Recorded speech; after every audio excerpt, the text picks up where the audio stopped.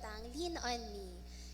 Kasi ngayon po, sinaselebrate natin ang Happy Lord's Day, pero syempre meron tayong sinaselebrate special for our fathers. Happy Father's Day po sa bawat isa. At gusto ko din pong i-greet through singing this song. Paalala na din, it's a time to reflect na una talagang nagbibigay sa atin ng encouragement, siya yung nandyan parati sa atin. Hindi lang yung mga tatay natin dito sa church, but syempre yung tatay natin dun sa langit. Kaya ayan po.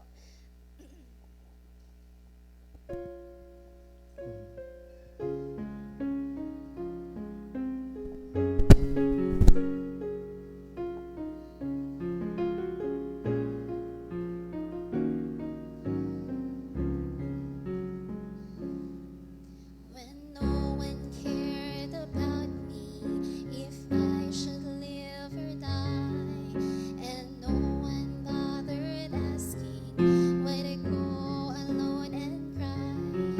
When burden got so heavy that I could not face the day, then I feel His arms around me, and I hear Him gently say, lean on me. When you have no strength to stand, when you feel you're going under, hold tighter to my hand. Lean on me. Lean on me. When you come to the place that I'm all you have, then you find I'm all you need. When the road ahead seems rugged and the path is getting steep, I feel that I can make it and my heart begins to weep. Then I turn to see who's coming to join me in the way, and I see that He's my Savior, and I hear Him gently say, Lean on me. lean When you have on no me. strength to stand, When you feel you're going under, hold tighter to my hand. lean on me. Lean on When your heart me. begins to bleed, When you come to the place that I'm all you have, then you find I'm all you need. Lean on me. When you have no strength to stand, when you feel you're going under, hold tighter to my hand. Lean on me. When your heart begins to bleed, when you come to the place that I'm all you have, then you find I'm all you need. when you come to the place that I'm all you have, Then you'll find I'm all you need. Lean on me.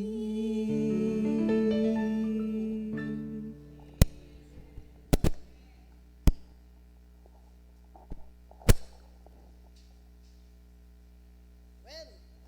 Na-bless ba kayo? Yan. Mag-lean tayo sa Panginoon. Pero syempre, hindi pa yan nahuli. Tatawagin natin ang pinaka huling mag-special number para ngayong hapon. Ang trio, quartet, Brother Ashil, Brother Lem, Brother Jacob, at Brother Eman. Okay?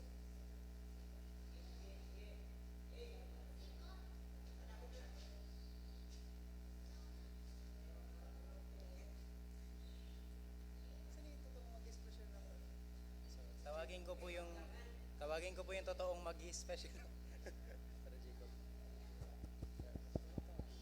Hindi ko dapat dalawa.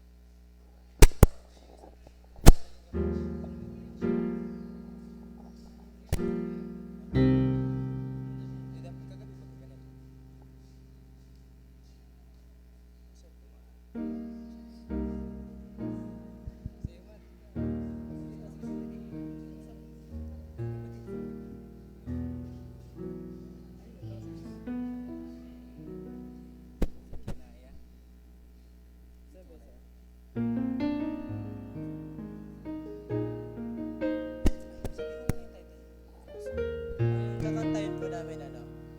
ka nagkulang.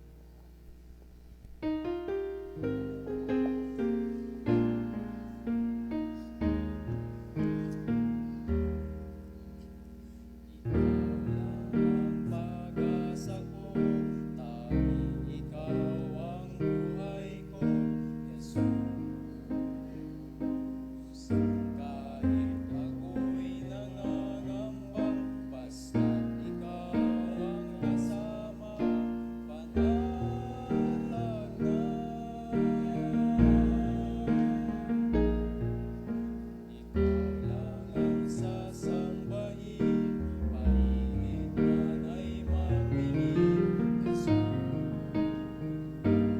Kahit may suliranin man, labig ang aawitan, ikaw lamang. Kahit kailan, di ka nagkulang, biyaya mo sa akin laging laan. Ang pag-ibig mo sa'kin walang hanggan, inilig mo ako noon pa man.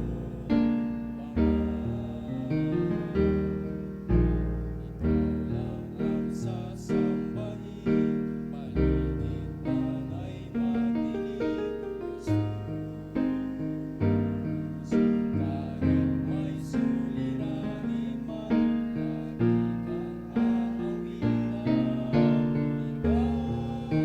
lamang. Kahit kailan, di ka nagkulang,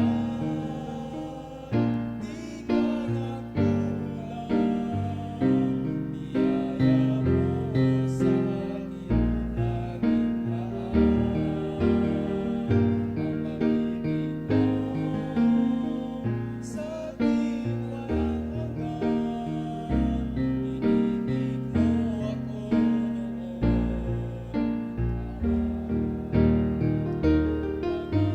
Panginoon, dakila at tapat sa dalangin ko. Ako'y inibig mo kahit ako ay ganito. Walang katapusan ang pagmamahal mo. Walang pinipili ang puso mo. Kahit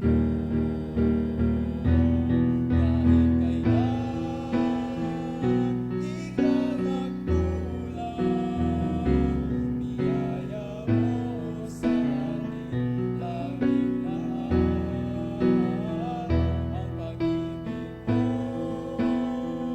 sa'kin walang hanggan, inibig mo ako noon pa man. Inibig mo ako noon pa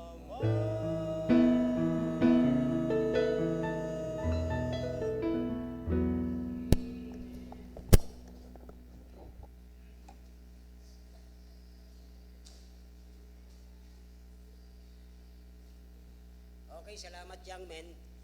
Ganito lang po ang simbahang ito. Habang sila po ay papunta sa pagtatapos, pinag-aaral sila ng Panginoon para pag sila nakapagtapos, gagamitin ng Diyos doon sa kanilang lugar na paglalagyan, magiging silang mga ilaw, magiging silang mga takapangaral ng salita ng Diyos. At habang sila ay nandito sa ating simbahan, tayong mga tatay ang magtitrain sa kanila kung paano natutunan natin, narinig ang salita ng Diyos, isasali natin sa kanila.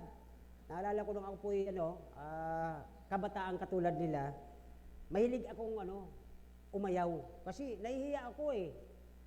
Yung pala, kaya pala ako tinitrain ng Panginoon kasi patatayin sa pulpit. Isang araw na sabi ng pastor ko, pwede bang ikaw magpaawit paghapon kasi wala namang gaanong tao. Konti lang naman talaga minong araw. Sabi ko, hindi po, nahihiya po ako. Gumawa ang Panginoon paraan, pinutol niya yung aking kamay, para ilang buwan akong nakahiga, ginagamot. Nung una, di yan magalaw kasi naputol. Kinabit ng doktor, sabi ko, Lord, pag gumaling ako po, susunod na ako. Ang punto natin ngayong hapon, Dahil ang Diyos, ang buhay, ang daan, ang katotohanan, di mo siya pwedeng takbuhan. Kung may nakita kayo, mga kabataan, na nakita nyo tumatalikod sa Diyos, pagkatapos nila pinag-aral, pinagtapos, palisaw-lisaw dyan sa labas, tuyok-tuyok, nagbibisya tuloy ako.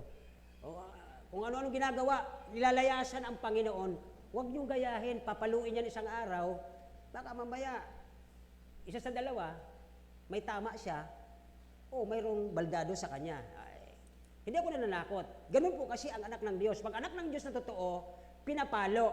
Pero pag bastardo yan, pag hindi niya anak yan, hindi niya pakikialaman yan kasi anak ng diablo yan eh. Hindi niya yan pakikialaman. Pero pag anak ka ng Diyos, at tapos matigas ang ulo mo, papaluin ka, itutuwid ka, pero may tama ka. Kaya mga kapatid, nasasabi ko bakit ako may tama ako dito, putol yan eh. Nagdaan sa katigasan ng ulo ko. Pero tinuwid ako ng Diyos, kaya ako narito. Now, ang mensahe ngayong hapon, makukuha natin sa John chapter 14, at pag-usapan natin na si Kristo po ang daan, bilang isang simbolo ng ating Savior, isa sa simbolo ng Kristong ating pinaniniwalaang tagapagligtas, siya po ang daan. Okay, John chapter 14, basahin natin sa wikang Tagalog para mas maganda ito, maunawaan natin. Ang verse 1 to 1 to 7. 1 to 7 na lang para mas maganda. Ano po? John chapter 14, 1 to 7. Okay. John chapter 14, okay, 1 to 7. Sa Tagalog. Ready na po? Sa Tagalog tayo. Okay? Sabay-sabay. Go. Huwag mabagabag ang inyong mga puso. Sumampalataya kayo sa Diyos. Sumampalataya rin kayo naman sa akin. Si Kristo po nagsasalita, ha? Ang tagasulat, nagsasalita si Kristo. Sinusulat niya. Ang nagsasalita dyan si Kristo. Verse 2. Okay? Sa bahay ng aking ama ay maraming tahanan. Kung hindi gayon, sasabihin ko ba sa inyo na ako'y paparoon upang ihanda ko ang lugar para sa atin. Okay? Hindi po sa lahat. Sa mga anak lang ng Diyos. Tatandaan nyo yan, may impyerno, may langit. Ang impyerno para sa mga anak ng diablo at ang langit para sa mga anak ng Diyos. Verse 4, verse 3. Okay? At kung ako'y pumunta roon at mahanda ko ng isang lugar para sa inyo, ako'y at kayo'y sa aking sarili upang kung saan ako naroon din tayo. Pakinggan nyo maigi ang sinasabi ng writer na si John. Verse 4. Okay? Nalalaman ninyo ang daan patungo sa lugar ng aking pupuntahan. Bakit? May Bible tayo.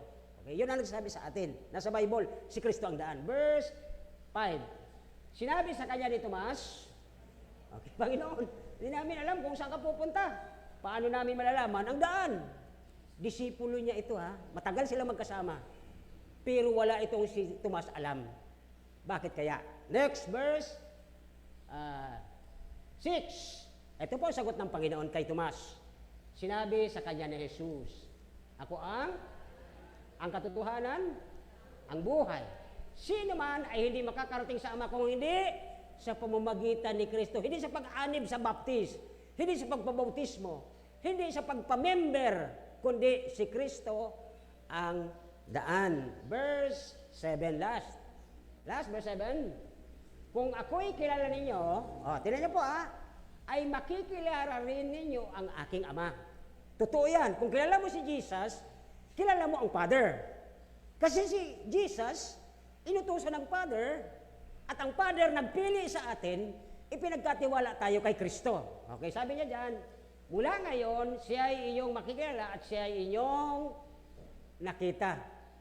Ang tanong ko po sa inyo, nakita niyo po si Jesus? Di niyo nakita? Sure kayo? Narinig niyo? Di pa rin magkasagot. Ano to? Bible. Sino ang ipinapakita nito? Pag binasa mo, maririnig mo ang salita ni Kristo. Pag tinignan mo ito, itinuturo ng lumang tipan si Kristo.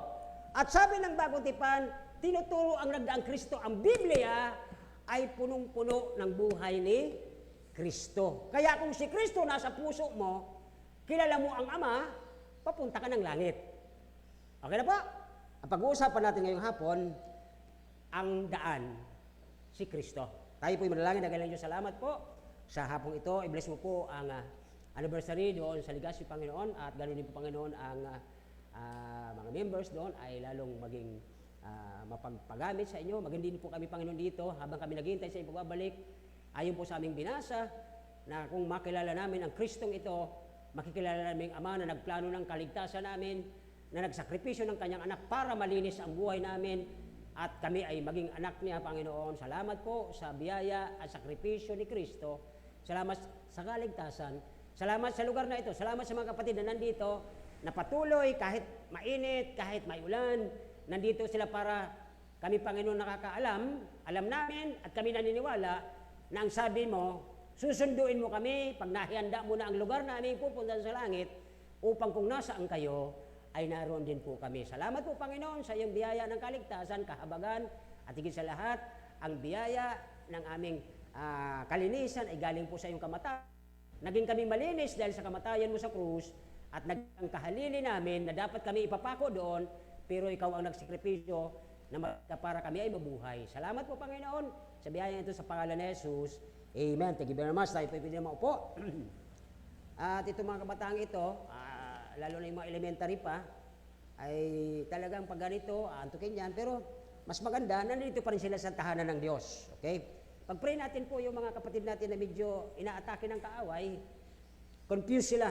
Sila po ay naguguluhan, akala nila kaya nila sa labas. At dito sa ating pinag-uusapan, pansinin lang po natin itong mga verse nating tinignan dito po sa chapter 14. Unang-una, huwag magulumihan na natin mga puso. Dito simbang ito, okay, di ka namin pakikialaman niya kung ayaw mo. Pero tandaan mo, wawarningan ka namin. Ang Biblia nagsasabi, ang Diyos ayaw niya na ang kanyang anak nandoon para mapahamak. Ibabalik niya ito sa masakit na paraan o hindi. Okay? Pero walang hindi. Pag ang isang tao may sakit, gagamutin. Walang gamot na hindi masakit o mapait. Tama? Subukan niyo po ospital. Pagka tuturukan kayo, masakit yon. Painumin kayo ng gamot, mapait yun eh. Kasi ginagamot ka. Okay, ganun po ang mga anak ng Diyos. Sabi dito sa ating pag-uusapan, okay, verse 6 sa ating pinaka-main text, sinabi ni Jesus sa kanya, sagot po ito kay, sino nga ba yung nagsasalita sa verse 5? Si Tomas. Si Tomas, matagal na po itong disipulo ng Panginoong Kristo, kasama niya ito, nung nagpakain siya ng 5,000 sa 2 pirasong, ano yun, isda? Tapos yung tinapay, ilang piraso? Nagpakain siya ng 5,000, kasama doon si Tomas. Nakita niya ang mga miracles, ang mga milagrong ginagawa ni Kristo, pagpapatunay na siya ang pinadala ng Diyos Ama bilang na magliligtas, magbibigay sa tao ng kanyang satisfaction, sapagkat siya ang tinapay ng buhay, sabi ng ating pinag-ulapan ng una. Po, nagkakaroon ng kabusugan yung taong nagugutom, sapagkat si Kristo ang tinapay ng buhay. Pag nakain mo si Kristo, unawaan mo si Kristo, nakilala mo si Kristo, mayroon kang kabusugang espiritual. Pagka naman ang tao ay nauuhaw, sabi ng Panginoon, ako ang tubig ng buhay. Sabi doon sa babaeng, sa Kamaritana na nag-iigib ng tanghaling tapat sapagkat siya ay isang mangangalon niya na babae. Sabi niya, ba't ganitong oras ka nagsasahok ng tubig? Okay, nagsasalok ng tubig. Sabi niya, kasi nahihiya ako sa mga tao, kaya ganitong oras, walang tao, saka ako lalabas. Sabi niya, sabi ni Kristo sa kanya, alam mo ba na kung matitikman mo ang tubig na dala ko, hindi ka na kailanman mauuhaw. Nagulat yung babae. Sabi niya, ganun ba, sir? Pwede bang pahingi ng tubig na yan? Ang tinutukoy ng Panginoon ay ang buhay na walang hanggan na sinasabi ng Bible tungkol kay Kristo. So ngayong hapon, siya ang tinapay, siya ang tubig, ngayon naman siya ang daan. Okay? Sabi ni Kristo, ako ang daan, walang sino mang makakaparoon sa Ama kung hindi dahil kay Kristo. Sapagkat ang isang qualification na makapasok ka ng langit, pagtingin ng Ama sa isang tao, una yung titingnan ang puso. Kung ang laman ng puso mo ay relihiyon, kung ang laman ng puso mo ay pagiging mabuting tao, kung ang laman ng puso mo ay pagiging matulungin ka, hindi yan ang kaligtasan ang sabi ng Bible. Ang kaligtasan ang sabi niya ang sino mang tumanggap sa ginawa ni Kristo sa krus, nagdusa sa doon, nagdugo siya roon, sinakripisyo niya ang buhay niya, sinaksak siya doon, pinatay siya, ibinuhos ng Diyos ang galit niya sa kasalanan, kasi ang Diyos galit sa kasalanan, dahil tayo'y makasalanan, kinuha ni Kristo, at nung naniwala tayong si Kristo ang naging kabayaran sa ating kasalanan, tinanggap natin si Kristo at tayo naligtas, tayo naging malinis nang dahil sa kamatayan na ginawa ni Kristo. Ang tao po ayaw maniwala. Di ba? Isang araw na ang mga Israelita ay antitigas ng ulo, nandun sila sa disyerto at sila ay kinagat ng mga ahas. Nagreklamo ito, Moses, dinala mo talaga kami rito para patayin. Sabi ng pastor nila si Moses, Panginoon, ang mga taong ito, tinulungan mo na maalis sa pagkaalipin ng Egypt. Aba, mareklamo pa. Nangangamatay daw sila dahil kinakagat ng ahas. Kinagat sila ng ahas dahil sa katigasan ng kanilang ulo. Ngayon, ang ginawa ni Moses, sabi niya, Panginoon, ano pong gagawin ko? Sabi ng Diyos, maglagay ka ng isang kawayan at maglagay ka doon ng isang parang pakrus, isabit mo ang isang ahas. Bakit ahas? At ang sabi ng Diyos, ang sino mang nakagat ng ahas, tumingin siya doon, siya ay mabubuhay. Biro mo kamandag, kontra titingin. Good afternoon. Happy Father's Day po. Diyan si Brad na Eugene. Happy Father's Day po. At isa sa nakita kong blessing sa kaibigan natin ito, na ang kanyang ministry na ginagamit siya ng Panginoon sa hatid sundo sa isang anak ng Diyos na narito sa atin. Ang kanyang anak mismo, hatid sundo niya yan. Ministry yan sa Diyos. Trabaho sa Diyos yan. Now, nung sabi niya, imposible, titingin ka lang doon, gagaling ka sa kamandag ng cobra. Sino sa yung nakakita ng cobra? Nung ako po'y bata pa, wala pa sa, dito sa lugar natin ng ganyang cobra. Naunawaan ko ngayon, dahil bawal pala yung patayin, inililipat pala yan. And since na yan ay buhay, lumilipat pala. Mayroon tayo dito sa Albina pala. Ang haba po niyan ay ganito kahaba, mula doon hanggang dito. At matapang yan. Pag yan ay may itlog, habulin ka talaga yan. Okay? Yan ang nakita kong species ng snake. Mas matapang pa sa tao. So, sabi ng Diyos, maglagay ka ng ahas doon. Ang ahas doon sa pole, kunyari ito yung kawayan, isinabit doon yung ahas. Sabi niya, pag tumingin ang Israelita doon, mawawala ang kamandag. Anong magic yun? Mga kapatid, biblical yon. Sinabi kasi ng Diyos. Ay kung sinabi ni pastor, hindi kayo maniniwala. Pero pag sinabi ng Diyos, paniwalaan nyo yon dahil sinabi ng Diyos yon, totoo yon. Kaya yung mga Israelita, pag tingin nila, aba, nawala yung kamandag, hindi sila namatay. Nung inilagay po doon ni Moses ang ahas, nagre-represent po yon ng kasalanan ng tao. Okay, yun po yung ahas. Sa mga doktor, nakita nyo yung patch nila dito? Ang mga doktor, nakalagayan dyan, yung pag ganun, tapos may ahas nakapulupot. Okay, iyakita nyo yon. Okay, so, yan po ang biblical ginagamit ng ating mga doktor. Kasi sila po ang gumagamot. Now, ito po ang paraan ng Diyos na nung tayo po ay makasalanan, katulad ng mga Israelito, matigas mga ulo, kailangan nating tumingin sa krus. Sa Old Testament, kawayan at may ahas. Subalit sa New Testament, ang krus nagre-representa ng ating mga kasalanan, kamatayan ni Kristo bilang kabayaran sa atin. Kaya pag tumingin tayo sa krus, naniwala tayo doon sa krus na ginawa ni Kristo, nawawala ang kamandag ng kasalanan, nagiging tayong banal, nalilinis tayo dahil sa pagtingin sa krus ni Kristo na simbolo ng kanyang kamatayan para tayo mabuhay sa kalangitan. Naunawa na po ba? Siguro pwede na ako mag-close dito. Okay? Ngayon mga kapatid, ay tatlong bagay. Una, si Jesus ang daan papunta ng kalangitan. Sinabi niya yan, sabi niya rito, ako ang daan, verse 6. Pero saan natin ito makikita ang pinaka-totoong, kumbaga, nasaan ang pinaka-dies nito, ang pinaka-masarap nitong namnamin na, paano natin masisigurong sinabi niya ito na, paniwala, si Tomas nga nagtatanong si Tomas nga, disipulo niya, tapos di niya alam kung saan siya pupunta. Look at verse 1. Okay, balikan natin verse 1. Sabi dito ng verse 1. Okay? Huwag mabahala kayo. Diba? Kasi po sa John chapter 1, verse 1, sa pasimula, ang berbo, di ba? Ang berbo kasama ng Diyos. At ang berbo ay ang Diyos. So si Kristo po ang tinutukoy doon. Sa chapter 1 yan. Nasa chapter 14 tayo. Sabi ng verse 1, huwag mabagabagin yung mga puso. Anong gagawin daw natin para hindi tayo matakot? Anong gagawin po? Sabi ng Biblia. Hindi sinabi ng Biblia na magpabautismo ka. Hindi sinabi ng Biblia na humingi ka ng tawad sa harapan ni pastor. Hindi. Kundi ang sabi ng Bible, huwag magabaga ang puso mo, kundi, sabi doon sa pangalawang linya, sumampalataya ka kay Kristo. Okay, yan po ang totoo. Kung mampalataya kayo sa Diyos, bakit kasi sinabing Kristo? Si Kristo po ay Diyos, okay? Nagkatawang tao para magkaroon siya ng dugo, at ang dugong ito, na bumuho sa kanyang tagiliran, ang siyang pinanghugas sa kasalanan mo at kasalanan ko, nung tayo ay tumingin sa krus, nung tayo naniwala sa krus, na si Kristo ang sulamente único, wala nang ibang kabayaran para sa kasalanan natin. Kasi po, pag ang tao po ay nakarating doon, di ba, na hindi si Kristo, magnanakaw yun, okay? Dumaan yun sa pader o sa bakod. Pangalawa, okay? Sumampalataya, okay? Kay Kristo din naman. Verse 2, siya po ang daan, okay?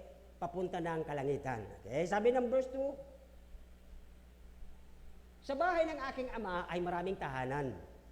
By the way, sabi ng mga nauna sa ating mga Kristiyano, nung tinanggap ko si Kristo, nasa puso ko. Eh sabi ng Biblia, nasa langit si Kristo. Sino ang nasa puso mo ngayon? Sino? Si Kristo ba? Nasaan doon siya eh. Sino ang nasa puso natin ngayon? Ang representative na banal na Espiritu. Diyos din po yun. Kasi po siya ang nagkukumport. Bakit niya sinabing huwag mabagabag? Kasi natatakot tayo. Panginoon, may giyera na. Panginoon, magulo ng Pilipinas. Panginoon, yung bayan namin, nag-aaway-away. Malapit na yung the big one, yung lindol. At kanina, pinadala ng aking pastor, yung Mindanao Trench. Paikot pala yan, gumaganon pala yan sa dulo. So, malapit na. Nung dalawang huling malakas na lindol sa, nagiba yung malalaking building, mga maayos na engineer yun. Pero pag 7 point something na, durog talaga ang building mo. Wala pong excuse sa natural disaster. Ito po ang kagandahan. Sinabi ng Biblia na ang sino mang sumampalataya at tumingin sa pamamagitan ng pananampalataya kay Kristo, ang sabi ng verse 2, okay, sa bahay ng aking ama ay maraming tahanan, kung hindi gayon, sasabihin ng Biblia sa atin ngayon. Okay, sabi ng Bible sa atin ngayon, na siya ay pumaroon upang handa ang lugar para sa atin. Sinabi ng verse yun.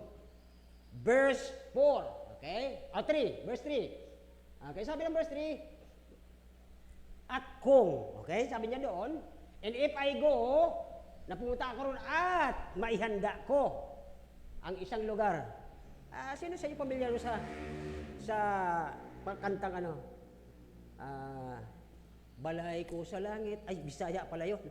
Ano yung kanta sa Tagalog? Ano yun? Sa ano yun? Sa sumbok natin. Mayroon yung pambata. Ang bahay. Nawala. Tumatanda talaga ako. Naalala ko yung Bisaya. Balay ko sa langit, galing sigla-sigla. Okay. Yun. Alam ni Sister Pinky. Kanta yata yun yung bata pa siya. Pambatang kanta po ito. Alam niyo yung bahay ko sa langit, napakasaya doon. At yun ang pinaghahanda ng Panginoon. Sa sino mang tumingin kay Kristo na may pananampalataya, ipinaghahanda tayo ng Panginoon ang dakong pupuntahan. Bakit po? Sapagkat ang Kristong ito ay pagkatapos tayong iligtas sa pamamagitan ng kanyang kamatayan, maghahanda siya doon dahil pupunta tayo doon, dadalhin niya tayo doon upang pagdating ng panahon, sa kanyang pagbabalik, haharapin niya ang mga antikristo ng sinasabi ng Revelation na aklat. Okay, so dito po ay, sabi niyon, ay para ako'y babalik at kayo'y tatanggapin ko sa akin sarili sa paanong paraan. Ang sino mang makita niya na matapat sa kanya pagkatapos niyang iligtas sa pamamagitan ng kasalanan, hinugasan niya ng kanyang dugo doon sa krus, at matapat ito sa kanya na kahit anong nangyayari sa buhay niya, walang pamasahe, nagsisimba, na kahit anong nangyayari sa buhay niya, patuloy siyang nananalangin, nagpapasalamat, Panginoon, salamat na niligtas mo ako, na kahit kami dumadaan ng ganitong grabing problema, ay nagpapatuloy siya. Yung mga kapatid, yun po ang binabalikan ng Panginoon. Ito yung nakikita niya yung mga matatapas sa kanya na sabi dito, okay, ako'y babalik at ako'y tatanggapin ko sa aking sarili upang kung saan ako naroon, ay naroon ko. Nakita niyo po yung security ito ng binigay ng Diyos. Tanungin mo po yung mga ninuno natin noon na naniniwala sa kanilang kagagawan, sa kanilang pagiging mabuti, sa kanilang pagiging matulungin, makakarating ng langit. Baka makarating kami ng langit. Wala silang kasiguruhan. Pero sa ating mga mananampalataya kay Kristo, pag nakita natin ang bersikulong ito, sabi diyan, upang kung nasaan si Kristo, naroon din tayo. Di ba ang sabi niya? Sa kanyang pagbalik, susunduin tayo sa alapaap. Pagkaroon doon sa Bema Judgment na tatawag, ang issue doon ay ang ating mga nagawa sa kanyang pangalan. Bibigyan tayo doon ng coronation at magkakaroon tayo doon ng reward, award, mga kapatid, yung mahilig magpanalangin sa bawat isa, may award ka doon. Yung mahilig mag-soul-winning, may award ka doon.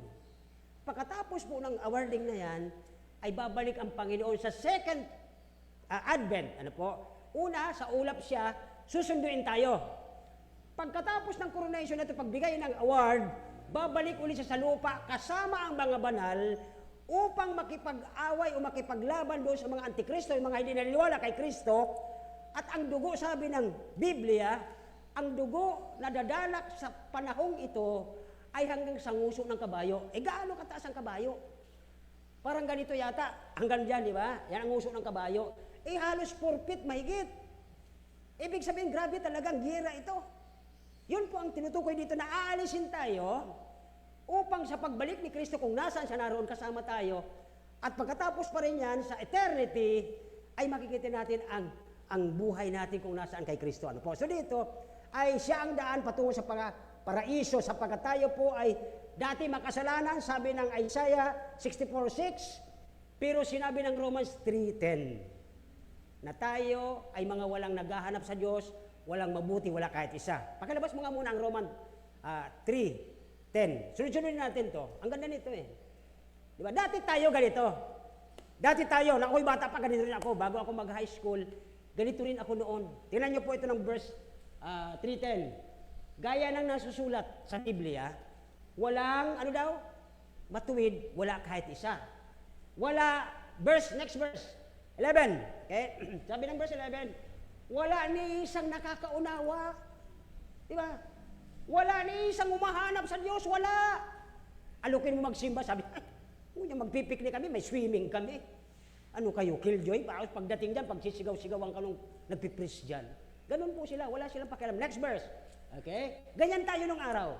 Verse 12. Lahat ay lumihis. Ito ang gusto ng Diyos. Ito, diretso ka. Maging mabuti kang mamamayang Pilipino. Ay, ang gusto mo, ganito ka. Kaya tingnan niyo po ang nangyayari sa bayan. Kababata pa, ang bilis ng pumatay. Gusto lumihis sa gusto ng Diyos eh. Ito ang gusto ng Diyos, maging matuwid tayo na mga mamayang Pilipino. Aba sila naman. O di ba sa DepEd, kahit pa narinig nila, di ba sabi ng DepEd, ang core value ay makadiyos, makabayan, makatao at di ba? Tapos ba't ganyan ang resulta ng kanilang tinuturo? Ibig sabihin may sakit ang tao. May problema. Ang problema ng tao ay kasalanan.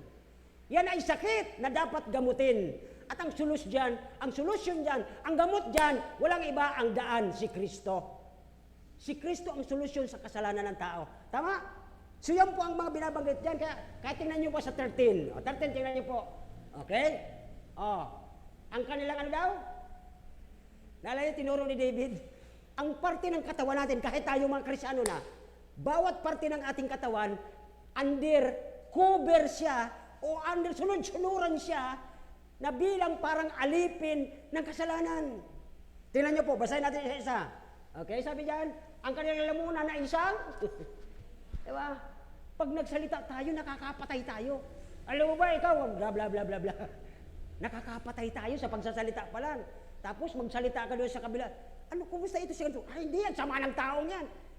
Ang dumi ng lalamunan natin. Next, sabi niya doon, ay sa pamagitan ng kanilang mga dila. Makakagawa sila ng pandaraya. Next, sabi doon, ang kamandag. Kaya yung ano pala, Parang anecdote yan eh, di ba? Sino sa'yo nakakaalam ng kwentong nakisindi ng sigarilyo yung mama, pero yung nasindihan, sabi niya, ayoko magsindi sa'yo. Grabe naman po ko para makikisindi ng sigarilyo. Alam mo kung bakit? Ayaw kita sindihan. Pag sinindihan kita ng sigarilyo mo, magpapakilala ka sa akin. Tapos malalaman mo may anak akong dalaga. Tapos liligawan mo. Hindi pambili nga ng puspuro, wala ka. Alam niyo lang, di ba? Alam niyo yung kwentong yan eh. Ang ibig sabihin yung anecdote, yung dila, pwedeng makasira. Okay? So dito po ay, ang kamandag ng mga ulupok ay nasa ilalim ng kanilang mga labi. Oh, di ba? Sino yung mga nag-i-excuse dyan? Sasabihin nyo, ma, pa, mamaya gabi na kami uuwi. May assignment si teacher, pero naglakwat siya lang. Di ba? O, iwanan na natin yan. May isa pa dyan eh, verse 14. Lahat ng parte ng katawan natin, under yan eh, ng kasalanan. Pero, dahil tayo ngayon ay may pananampalataya, tumingin na tayo kay Kristo, dapat nilalabanan nyo na yan. Dapat hindi na kayo gumagawa niyan. Tinan yung next verse, okay? Ang kanilang ang bibig nila, puno ng sinusumpak. Di ba? O, sa sasakyan, pag nagdadrive, ako madalas na bibiktima nito eh. Laging nagsasalita ang bibig ko eh.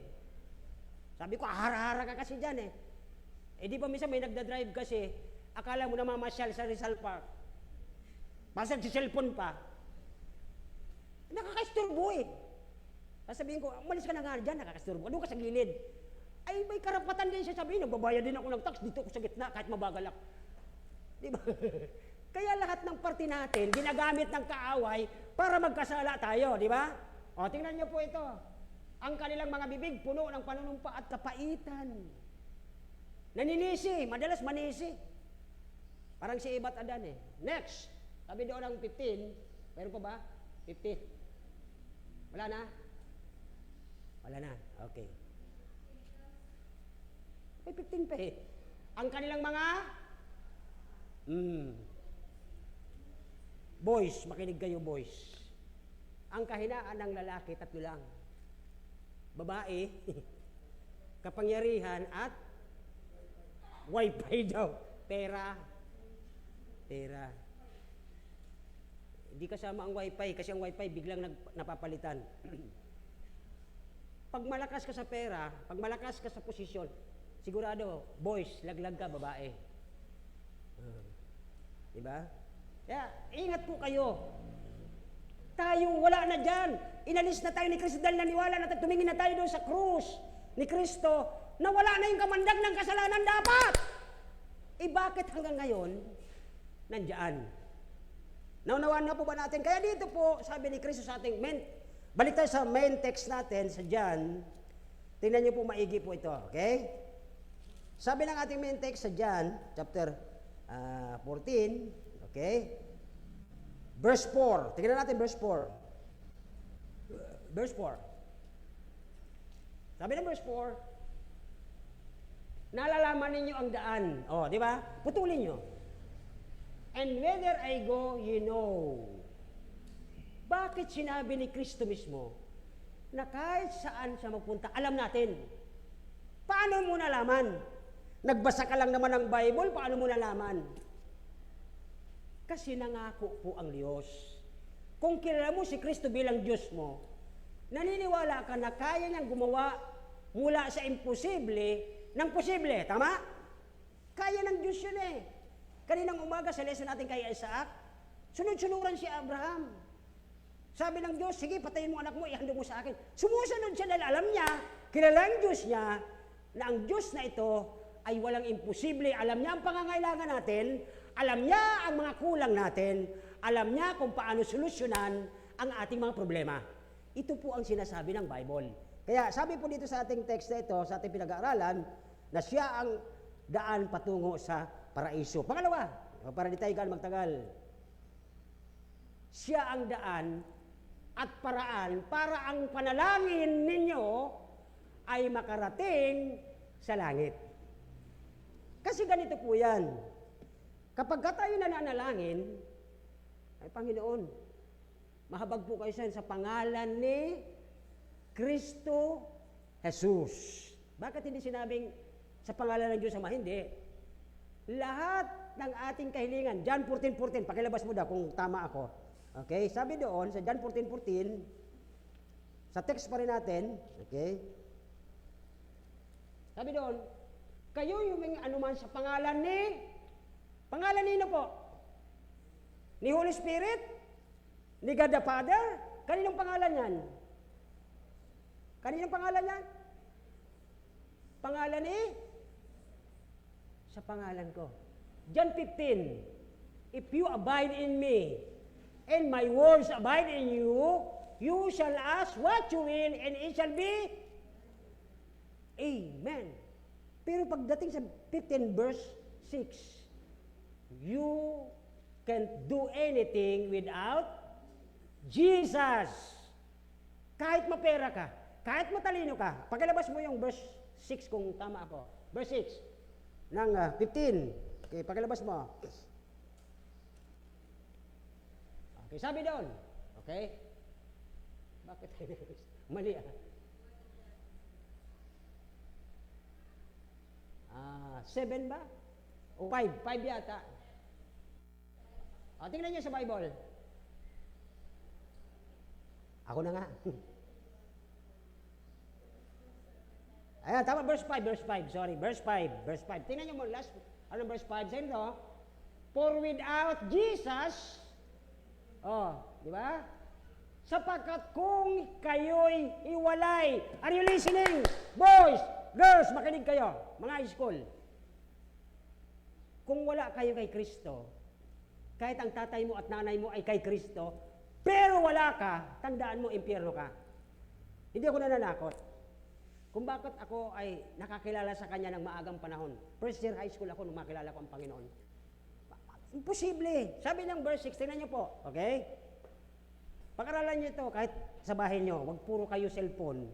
Pag-aralan ito. Sabi dito, for without Jesus, ye can do nothing. Kahit super talino ka, wala yan.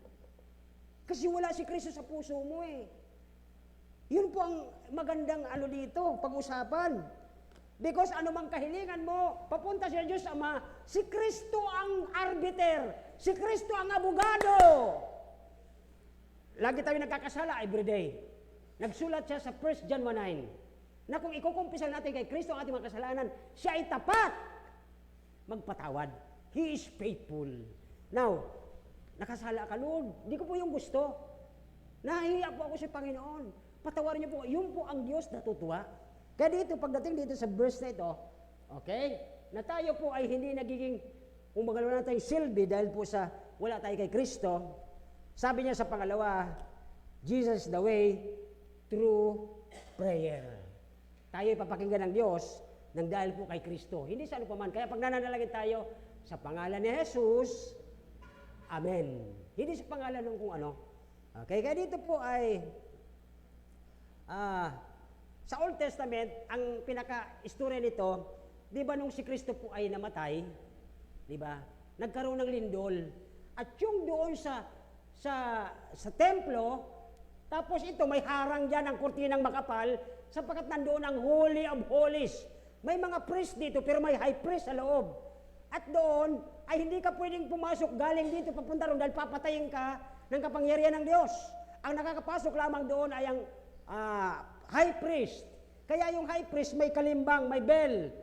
Para yung kanyang dalawang ilaw doon, ang ilaw dito pag namatay ito, kasi 24/7 walang patayan ito, namamatay yun ng kusa sa dalakas ng hangin, ng kapangyarihan ng Diyos.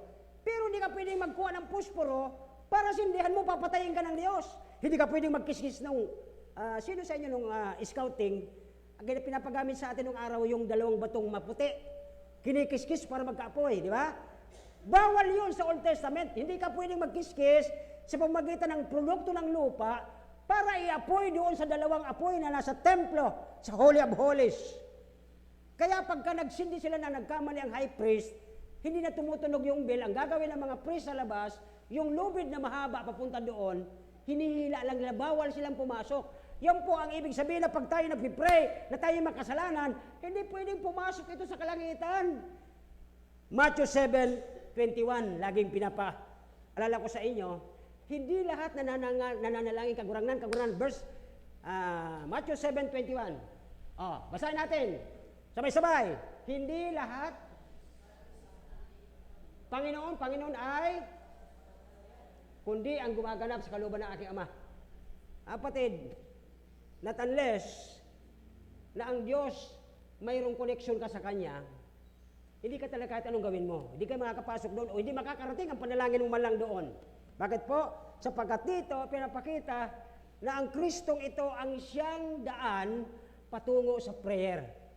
Arbiter siya. Siya ang daan. Nung tayo po doon sa, nagkaroon ng lindol, nahati yung mahaba mula doon sa taas, pababa, ang kurtina sa templo, ang ibig sabihin, yung mga high priest dito sa labas, pili lang dumirekta manalangin sa loob. Hindi katulad ng panahon, napapatayin kayo pag pumasok kayo sa loob. Ibig sabihin mga kapatid, hindi biro ang may connection sa Diyos. Sa pagkakamali ng isang anak niya, itutuwid niya.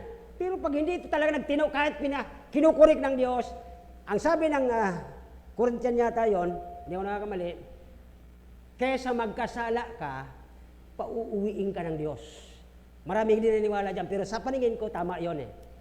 Kesa magkasala ka ng husto, pinauwi ka na lang ng Diyos, di ba? Ganun po ang dyan. So, napansin na po natin dito na ito ay napaganda sapagkat minsan nililimitahan natin ang panalangin. Ang alam natin sa kakayahan ng atin, sa koneksyon natin, hindi po. Si Kristo ang daan ng panalangin, siya po ang may dala ng panalangin ito sa pangalan niya at ito'y nagiging mabangong insenso, nagiging mabango sa amoy ng Ama kapag si Kristo ang may dala.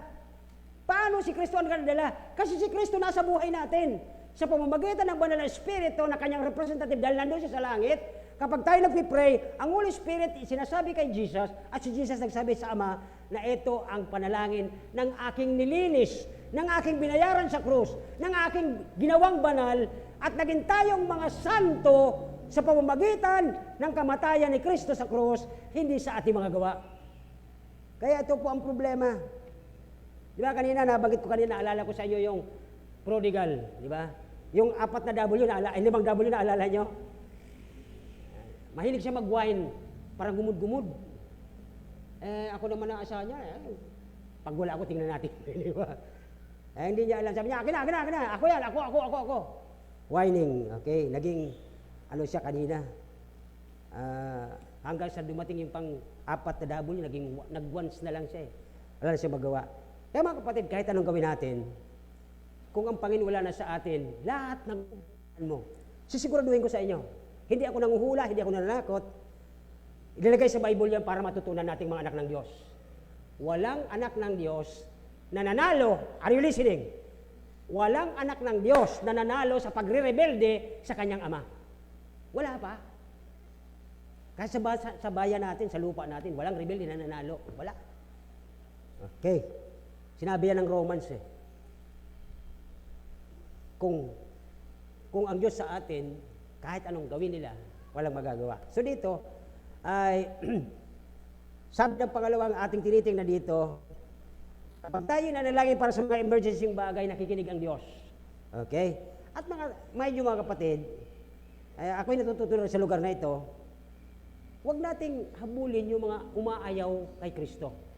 Tumatalikod siya. Huwag niyong habulin. Hayaan niyo ang Diyos humabol sa kanila. Na may dalang, di ba? Natutuwa ako nung isang kasamahan natin dito na mayroong patay. Mabuti, hindi kinakausap ng kapatid eh. Pag ang Panginoon, mga kapatid, hindi masama dalawin kayo ng kapatid. Hindi masama napuntahan kayo ng mga kapatiran natin. Pero minsan may mga Kristiyanong, ba't sila pupunta? Ayoko. Huwag mong hintayin na ang Diyos dumalaw sa bahay mo. At baka mamaya, pag dumalaw ang Diyos sa bahay mo, alam niyo ang mangyayari. Di ba? Ganun lang naman yan eh. Minsan may mga ganung klase ito, akala mo okay. Ginagawa niya sa kanyang kakayahan. Pero once na kayo po ay nagrebelde sa Diyos, wala kang panalo eh. Unang-una, hawak ng Diyos ang buhay mo. Hawak ng Diyos kung anong mayroon ka, galing lang naman sa Diyos eh. Paano mo siya re-rebeldehan? Paano mo ka lalaban sa Diyos? Pag-isipan niyo maigi yan. Umabot ako ng ganitong edad. Lahat ng pagre-rebelde ko nung araw, nakita ko ang resulta ngayon eh. Failure. Kasi kung dapat noon pa lang, nagtino ka na, ang dami mo na sanang blessing. Eh, di ba si Abraham, mga kapatid kanina? Di ba? Ay kahit papatay niya anak niya, sumunod siya kasi obedient si Abraham eh. At totoo siyang nagsasamba sa kalooban ng Diyos. Lord, kalooban mo, sunod di akin. Kung papatayin ko man yan, sige, sabi niyo eh. Pero kilala kita bilang Diyos ko, na anumang imposible kung mapatay ko man ang anak na ito, mag-raise ka uli ng imposibleng bata na lumaki katulad ni Isaac. At magkakaroon ng kaligtasan ang dulo. Hanggang sa atin nakarating kaligtasan dahil sa pagsunod ni Abraham. Tandaan mo, magrebelde ka. Kung ano ang kinabukasan ng lahi mo, damay pati ang mga magulang mo. Naalala niyo si David, di ba? Sa yabang ni David, sabi niya, ilan bang kalaban? Oo. Napahamak sila doon. Huwag nating pangungunahan ng Diyos. Kung kailan kailangan mo ang Diyos, tatakbuhan mo at magmamalaki ka. Sisiguruduhin ko sa iyo, hindi ka mananalo, hindi ka makakala 5,000 takbo, dapa ka. Hindi ka mananalo sa Diyos eh. Ang dami ko nang nakita. Dito po si Kristo ang daan ng kapanalangin. Huwag nating idadaan sa ating, kailangan to na manalo ako dito sa ganito. Hindi. Okay? Kaya dito po ay, sabi niya, si Kristo ang daan, kasagutan, sapagkat siya ang nagdadala ng panalangin natin. Ang mabangong ito, nagiging mas mabangong itong samyo sa kanyang Ama dahil sa pangalan ni Kristo. Isipin mo kapatid, nagiging kang prodigal. Anong bango ang dadalhin mo at dadalhin ni Kristo? Wala. Kasi mabaho ka na nga eh. Smoking flax, sabi ni Spurgeon. Like kung inuulit-ulit sa inyo kasi subukan niyo. Kumuha ka pagdating yung mga sa bahay, kumuha ka ng kandila, sindihan mo. Pag malakas na, hipan mo. Mayroon pa po siyang kunting ilaw. Kulay-pula yon. Doon sa mitsa. Sa dulo niyan itim, sa gitna niyan pula. May ilaw ka pa pero wala nang kwenta. Sa Bisaya yun eh. Walay bilang ba? Okay, bilang. Walang kwenta sa Espanyol. Hindi ko alam sa Bicol dito. Di ba? Mahirap yun. Kasi mayroon pa naman ako. Kilala ko pa naman ang Diyos, yes. May kunti ka pang ilaw. Pero tandaan mo yung ilaw na nakunti at dulo ay itim na mitsa. Nung kandila, mayroong usok na nakakasulasok. Ang pangit ng amoy. Bakit po? Patay na yung apoy. Are you listening? Wala na yung Holy Spirit na nag-aapoy sa'yo. Namatay na eh. Kaya nag-usok ka na at ang usok na ito ang pinakamabahong amoy kahit sa tao.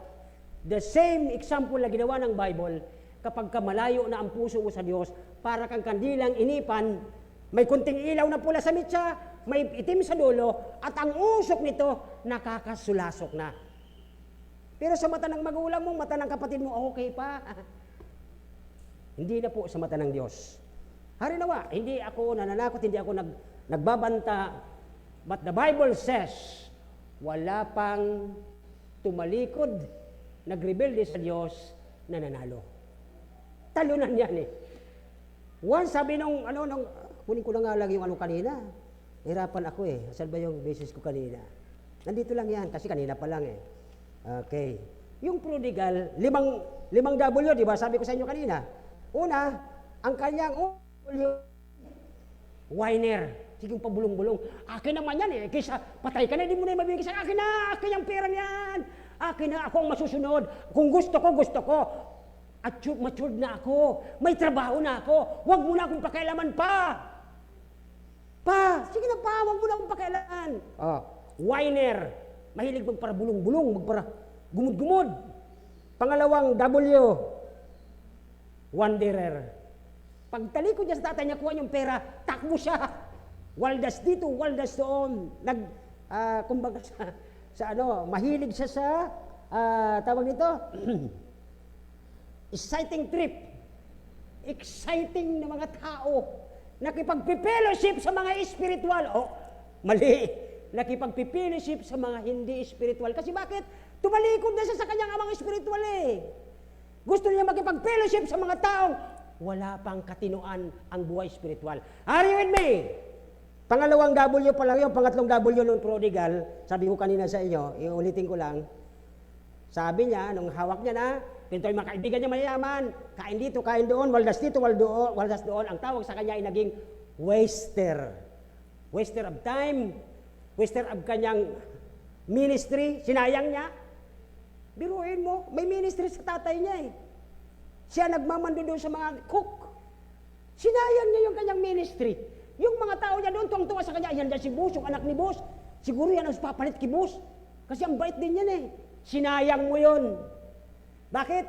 Winaldas mo sa excitement sa kung saan ka nagpupunta at kung ano-anong gusto mo eh. So yun po ang ginawa niya. And then, pang-apat, dahil nandun na po siya at naubos na yung kanyang pagwawaldas. Siyempre, pagwaldas ka, as yung aksaya nung panahon namin, ewan ko ngayon kung ano na, naubos na yung pera niya, nanap yung mga kaibigan niya, wala na siyang kaibigan kasi wala na siyang pera. Okay, ganun naman po talaga si Satanas. Okay? So dahil sa wala na siyang pera, na-waste niya na ang kanyang oras, yung kanyang panahon, kaya, sa mga nag-aaral. Ano listening, mga nag-aaral, nandito pa ba kayo? Huwag mong sarangin sa isang babae para di ka makapagtapos. Pastor, tapos na ako eh. Ganun pa rin naman yan eh. Masaya ka na ba sa ginagawa mo? Sasayangin mo oras mo sa ganyan? Mga ganyang klase, mga nag-waste lang yan ng oras at kanyang magiging plano ng Diyos sa kanyang maganda, sinasayang lang niya eh. So dito po ay yung kanyang treasure, yung kanyang talent, nasayang lang. Okay? Kaya doon yung kanyang pagiging once, nang kailangan siya. Pagpunta niya sa kaibigan niya, uy, di kita kilala, sino ka ba? Ba, nung magpera ako, kaibigan kita eh. Noon yun. Wala ka ng pera ngayon, wala ka ng lakas ngayon. At alam niyo na, di ba? Pag backslider, nawawala ng... Anong nawawala pag backslider? Hindi na siya spiritual, mga kapatid. Ang kapelowship niya, mga unbeliever. At imbis na pumunta doon sa spiritual na kaibigan at kapatid, at sabihin na natin, spiritual advisor, ayaw niya pumunta doon, gusto niya doon sa advisor na mga unsaved. Yan ang totoong mga prodigal. Imbis na bumalik sa Diyos, gusto niya doon sa fellowship ng mga baboy. Nagamit ko tuloy yung word. Which is masama. Okay? So dito po ay ang panghuli, panlima doon sa naging siyang worldly. Mas gusto niya ang fellowship ng mga makamundo, magawaing mundo, kaysa sa gusto ng spiritual. Kaya doon po, nung sabi ko sa inyo na subukan nyo mamaya, ang isang kandilang sinindahan mo na malakas na ang kalayo o ang apoy, bigla mo itong ihipan, malalaman mo kung ano yung itsura ng isang prodigal. Nakakasulasok ang amoy nito. Ang apoy nito, maliit man, pero wala na eh. Hindi na kayang bumuhay pa ng apoy. So yun po ang kalagayan. Kaya dito po sa ating panghuli, dito tayo magtatapos. Okay, kung saan mapunta yan. Okay. Pangatlo, ang Panginoon ang daan patungo sa kapayapaan. Sabi po dito sa Philippians 4, 6 and 7. Ilagay natin. Maglagay na tayo ng ibang text. Philippians 4, 6 and 7. Okay? Philippians, pakilabas. 6 and 7. Naghang yung camera. Ano na, Dana? Meron pa ba dyan? Philippians 4, 6. Okay. Huwag kayong mabilisa. Yung text natin, let not your heart be troubled. Huwag kayong mabalisa sa mga nangyayari sa paligid. Mabalisa kayo kung ang anak mo dati mo nakitang ginagamit ng Diyos at hindi na ngayon dahil nandun na sa kamunduhan, nandun na sa unbeliever, doon kayo mabalisa. Pero sabi ng Biblia again, sabi niya dito sa text, huwag kayong mabalisa sa anumang bagay. Bakit? Bakit? Bakit dapat tayo mabalisa? Tingnan niyo po, kundi sa lahat ng bagay, sa pamamagitan ng panalangin. Hindi mo kayang i-revive ang backslider. Wala tayong kakayahan, mga kapatid. Kaya sinabi ko, huwag mong hintayin na ang Diyos ang magdalaw sa iyo. Delikado. Huwag mong hintayin habang may pag-asa. Okay? Sabi dito, sa pamamagitan ng palangit at pagsamo na may pasasalamat at ipaalam ninyo ang inyong mga kahilingan sa Diyos. Sabi nga ni David minsan pag narinig ko, sabi ko, huwag nyo na pong hanapin yung wala. Kung sino ang nandyan, yun ang gusto ng Diyos na maging matatag. Amen! Wala siyang pakialam sa nasa labas. Ang gusto ng Diyos na maging matatag yung nasa loob ng pamilya niya. Kung yan man ay 3, gagamitan niya ng 100-fold. Aani yan ng 100-fold. Tama? So, ganun po yan eh. Natututo na rin ako eh. Sabi, kaysa habulin mo, dalawin mo pa, masama pa loob. Hayaan mong Diyos dumalaw. Brother Raymond, di ba? Sabi mo, pag ang Panginoon dumalaw sa tahanan ng isang pamilya, pag alis, may dala. Delikado yon, okay? So dito po ay, sabi ng verse 7, pakilagay, verse 7. At sa kapayapaan ng Diyos, na hindi maabot ng pag-iisip, payapa ang Diyos eh. We have peace with God. Romans 5, ano ba yun? Okay? Mag-ingat ng inyong mga puso at mga pag-iisip kay Kristo. Pag-ingatan natin. Kasi baka yung isip at puso mo, nakukuha na, nasa laputan na ng kamunduhan. Nasa laputan na ng isip mo ng mundo. At habang nandoon ka sa gabi na magpapasalamat ka, sabi mo, salamat, ang pugi-pugi ko, ang ganda-ganda ko, kaya kilala ako sa lugar ko. Ha? Yan na ba ang pasalamat mo ngayon? Dahil marami kang na-attract dahil sa iyong, oh my. Di ba? Yung pag-iisip natin, ayusin natin. Hindi ganun ang design ng Diyos para nilagay ka dyan. Okay? Kaya mga kapatid, dito po ay Jesus is the way to peace. In conclusion, okay? Sabi ng Philippians 4:13, alam niyo yan, di ba? Sabi ng Philippians 4:13 ay, tama ba? Philippians 4:13. Oh, di ba? Sino ang sabi, nagagawa ko to dahil kay? Dahil kay? Paano kung ang puso mo nasa mundo na? Paano kung ang isip mo nakasalapot na sa mundo? Sa mga unsaved na? Paano? Oh, brother, ano sagot dyan? Paano kung yung puso mo natatalian na ng mga unsaved? Para kang si Samson. Pagdating kay Delilah, laglag. Grabe naman to. Binigyan ka na nga ng Diyos ng lakas, tapos dahil lang sa babae, grabe talaga ito si Samson eh. Pa? Lahat ng mga bagay sa aking magagawa sa pamagitan ng kanyang pagpapalakas sa akin. Sabi ni Samson, ganito yan. Pag tinalian mo ako ng ratan, hindi na ako dila, ginagamit talaga sa panluloko eh. Yung pala, yung kalaban ni nasa likod ng kurtina, katago sa kurtina ganyan, takbo kagad, tinalian kagad si Samson. Sabi ni Samson, maluko kayo ha, malakas ako.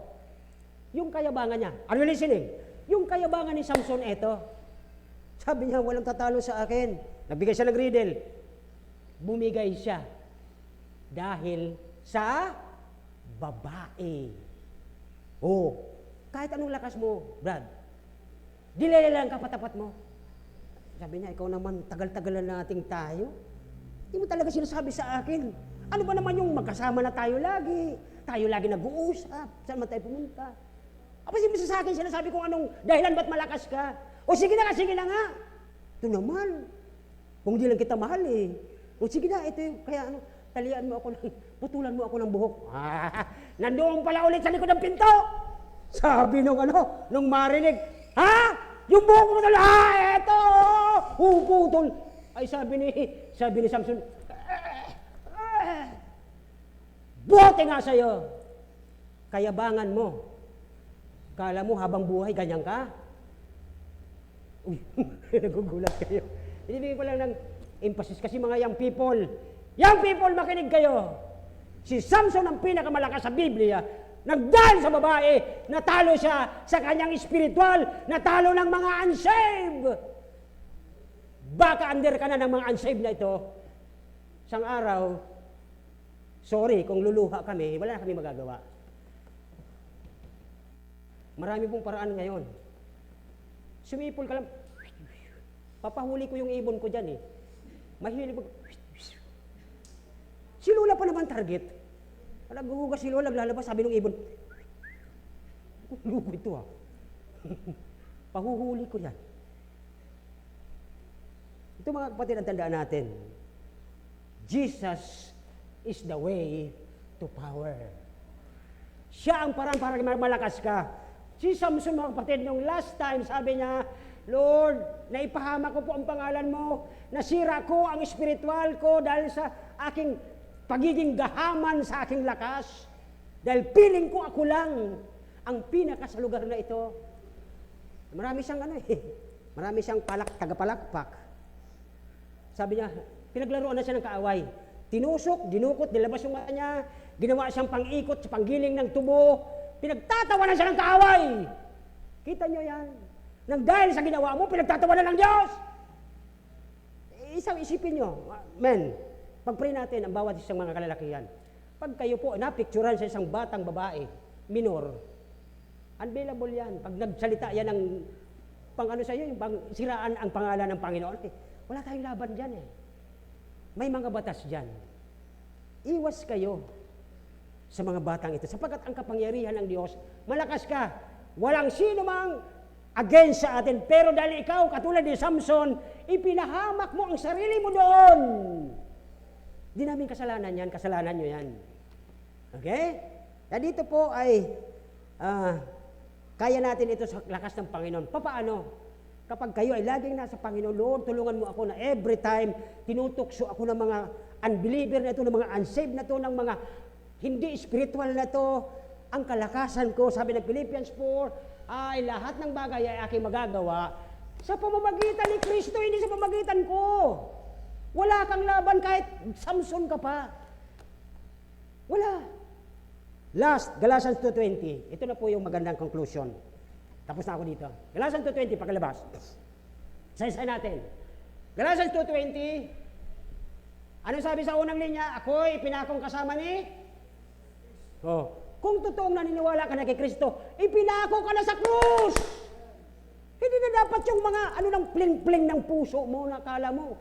Si nung panahon namin, si Richard de Goma. Bihira. Isang kinit lang ay mga babae, takbuhan. Hindi ka kanyang kalakas, Brad. Tandaan mo ako. Ano na pangasawa? Diba? Bawat pangpang may kahampang. Ano na pangasawa ni Goma? Uy. Diba? Kaya dito mga kapatid, sabi dyan, nabuhay na tayo, ang buhay na ating ipinamumuhay, hindi na po yung dati, kay Kristo na. Okay? Kaya dito po, ang buhay na kinubuhay natin ngayon sa laman, ikinabubuhay ko sa pamagitan ng, ano lang daw?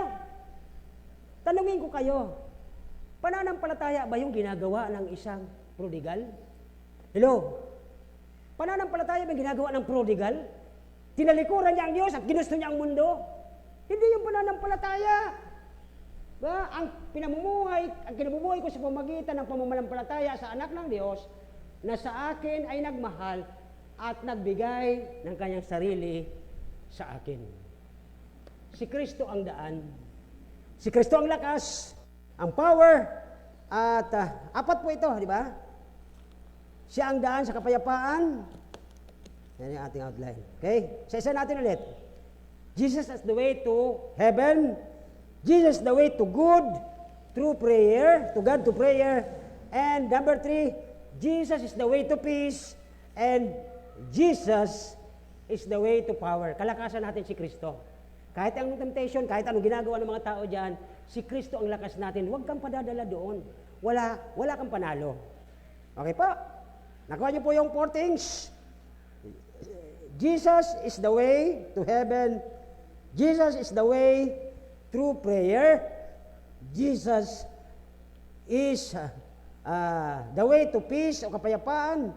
At ang Panginoon ang ating kapangyarihan o power.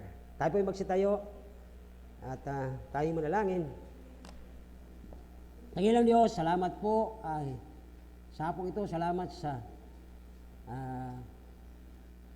blessing na ikaw ang daan, ikaw ang lahat, ikaw ang mayroon sa amin, ikaw ang lakas, ikaw ang nagdadala ng aming panalangin, na kahit anong nais namin, maganda ang plano niyo sa aming Panginoon, pero minsan nasisira nang dahil sa aming ginugusto, ang aming mga gusto, at lalo kaming nalalayo sa iyo, na ang ginagawa namin nagwe-waste, nasasayang, at nagiging kaming mga nag-i-enjoy kami doon sa wayward na pamamaraan at hindi lahat, Panginoon, namin nagagawa ang nais mong paggawa sa amin. Tulungan niyo po kami sa aming kainaan at kayo po ang masunod sa aming mga buhay na maisabit namin katulad ni Abraham kay Isaac, na kahit ipapapatay mo sa kanyang anak niya, sumunod siya sa iyo dahil kilala kanya na walang imposible sa iyo, na hindi ka papayag na ang mga bagay na ito, dahil sinusubukan mo lamang siya, ay pag nasubukan mo na kami, Panginoon, alam namin na ang blessing ay susunod kapag napatunayan mo sa aming mga buhay na kami ay pinapailalim kami sa iyong kalooban at hindi sa aming kalooban. Tulungan niyo po kami ngayong hapon.